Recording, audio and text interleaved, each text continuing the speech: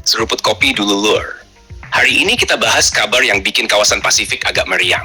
Di fasilitas Avic Chengdu, setidaknya 4 unit J-20A tertangkap kamera sedang melakukan uji penerbangan.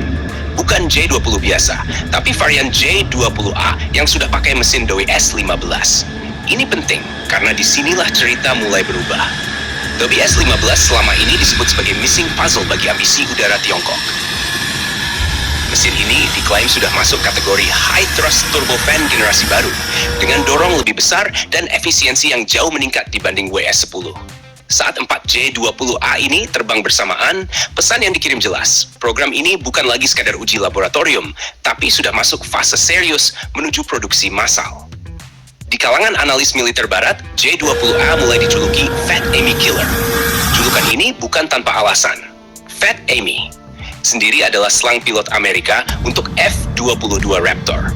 Jadi, ketika J-20A disebut sebagai Fat Amy Killer, artinya pesawat ini secara desain dan peran memang diarahkan untuk menghadapi F-22 secara langsung, bukan sekadar jet siluman biasa. Kalau kita bedah dari konsepnya, J-20A adalah evolusi penting. Varian awal J-20 masih dianggap kompromi, terutama di sektor mesin. Dorongan belum optimal, Super Cruise masih diperdebatkan, dan performa di ketinggian tertentu dinilai belum maksimal. Dengan WS-15, Tiongkok berusaha menutup celah itu satu persatu. Dorongan mesin WS-15 disebut mampu menembus kelas 180 kN lebih dengan afterburner. Ini membuka peluang Super Cruise yang lebih stabil. Artinya J-20A bisa terbang supersonik tanpa membakar bahan bakar secara brutal. Dalam konteks pertempuran udara modern, ini krusial. Pesawat bisa masuk dan keluar area tempur lebih cepat, lebih senyap secara inframerah, dan lebih efisien. Masuk ke tahap produksi massal, laju pengiriman ke Angkatan Udara Tentara Pembebasan Rakyat Tiongkok diperkirakan akan dipercepat. Beberapa estimasi menyebut antara 60-100 unit J-20A bisa masuk inventaris pada tahun 2026. Angka ini bukan main-main. Ini berarti dalam waktu sangat singkat, Tiongkok bisa memiliki armada stealth fighter generasi kelima dalam jumlah besar, bukan sekadar simbol teknologi. Kalau kita bandingkan dengan negara lain, ini menciptakan efek tekanan strategis. F-22 sendiri produksinya sudah lama dihentikan, jumlahnya terbatas dan tidak diekspor. F-35 memang diproduksi massal, tapi filosofi desainnya berbeda. J-20 justru lebih dekat ke konsep air superiority, mirip F-22, dengan fokus pada pertempuran jarak jauh, BVR, dan dominasi udara di kawasan tertentu. Tapi ada satu catatan yang selalu muncul, yaitu soal nozzle mesin. Banyak yang bilang, walaupun Dowie S-15 sudah matang, bentuk nozzle J-20A belum sepenuhnya menyerupai desain dua dimensi seperti F-22. Ini benar, F-22 menggunakan nozzle dua dimensi dengan thrust vectoring yang sangat ekstrem, membantu manuver super agresif sekaligus mengurangi radar dan infrared signature dari belakang.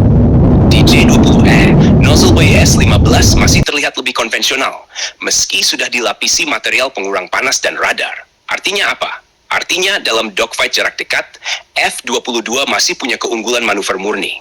Tapi di era sekarang, pertarungan tidak selalu ditentukan di jarak dekat. Sensor fusion, radar AESA, data link, dan rudal jarak jauh justru jadi penentu utama.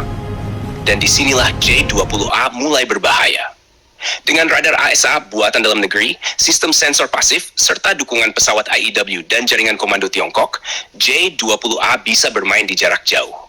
Bukan untuk adu putar, tapi untuk first look, first shoot, first kill. Julukan Fat Amy Killer juga mencerminkan perubahan mentalitas.